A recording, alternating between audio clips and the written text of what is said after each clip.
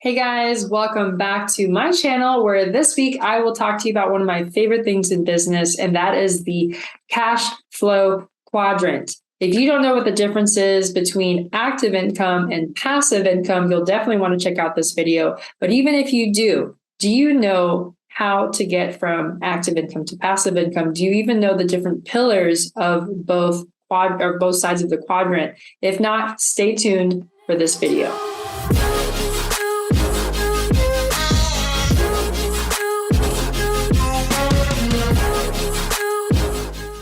All right, guys, so let's get into it. I'm going to share my screen because this is important stuff right here. So check out this little screenshot I have for us here. When I train in my business, that's definitely one of the first things that we cover because we want to get extra clear on how someone can get onto the passive income side. Okay, so first and foremost, here on the left-hand side, we have active income, right? On the right-hand side, we have passive income. Now, in between, you see various different styles of earning income. By the way, if anyone follows Robert Kiyosaki or you've read his book, Rich Dad, Poor Dad, you might recognize this concept. And if you haven't read it, I'll basically sum it up for you in the next 5-10-ish minutes, right? So a lot of us want to be on the passive income side, which once again, that's making money in your sleep, AKA mailbox money. But where are we really, right? Most of us are here on the active income side, right? And so what that means to be an active income person or individual typically is you're trading your time for money. You must be somewhere at some time or meeting with the client or doing some type of job in order to have your income to earn it, right? So a lot of us start here on the employee side, right? The E quadrant. You have a job, you're trading your time for money, right? You're clocking in, clocking out. For instance, I used to be a flight attendant with American Airlines, and that was very much what I was doing. I had to work flights, right? I'd get paid for the time I was there, just not while we're boarding, just FYI, guys, you don't get paid while you're boarding. So, I had to be somewhere sometime. If I ever wanted time off, I'd have to request it off, and often it was denied, right? So over here in the employee side, some people often even say that when you're on that side, you're building somebody else's dream, right? And there's nothing wrong with that. Hey, I'm not saying if that's your jam, by all means, but if you're at a job where you feel that you're just, you have no purpose or you feel underappreciated, it makes sense to start looking at other options, right? That was very much my case. Okay. And so we saw this recently with the pandemic, people realizing, oh my gosh, life is short. Do I really want to continue at this job that doesn't appreciate me or that I absolutely despise, etc. So we experienced the Great Resignation. A lot of people resigning from the workforce by the thousands, right? And so what happened is a lot of people decided to become an entrepreneur, right? To become a business owner, thinking they were going to be over here on the right-hand side in the B quadrant, but in actuality, they were where?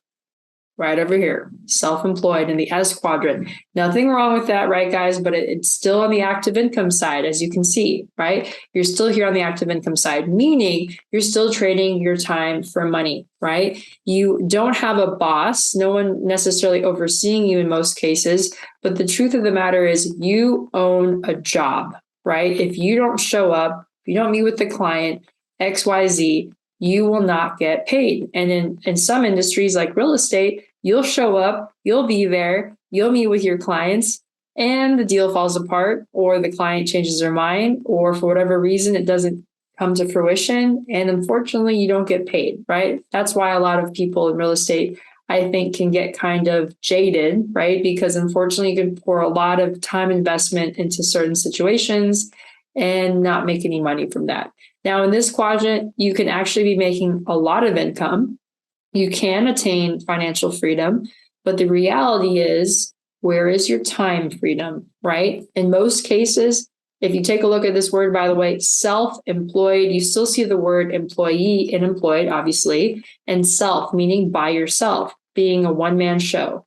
Imagine if you opened a restaurant and you were the only employee. How much business could you handle? Probably not very much. And in fact, the idea sounds pretty stressful.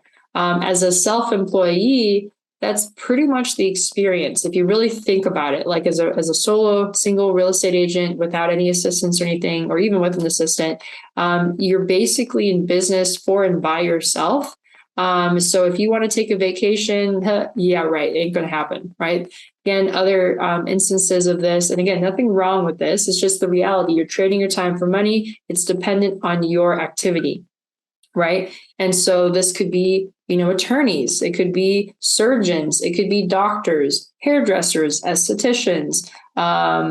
Let's see, lash technicians. It could be nurses, or not nurses, sorry. It could be real estate agents, insurance agents, the list goes on, right? You may not have a boss always, but oftentimes your income is tied to your activity, hence why it's in the active income quadrant. So how in the world do we transition to become a business owner? Well, you own a system, right?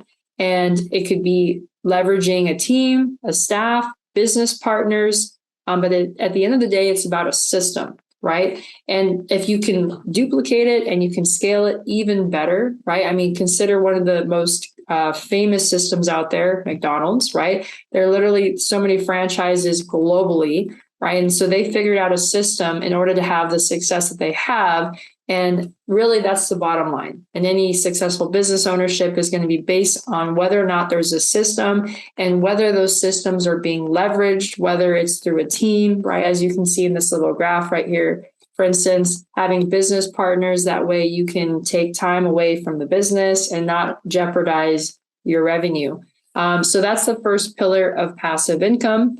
And in my business, that is my goal, to get people from the active income side to the passive income side, whether that's through owning your own business and getting mentorship and coaching in that regard, or becoming the second piece, which we'll talk about now, and that's becoming an investor.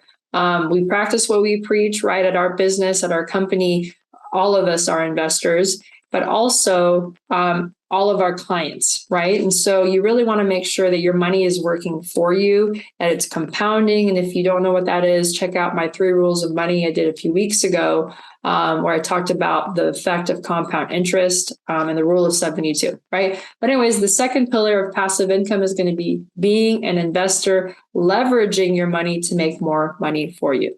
So that's it, guys. This is the cash flow quadrant. If you have any questions, drop a note in the comments.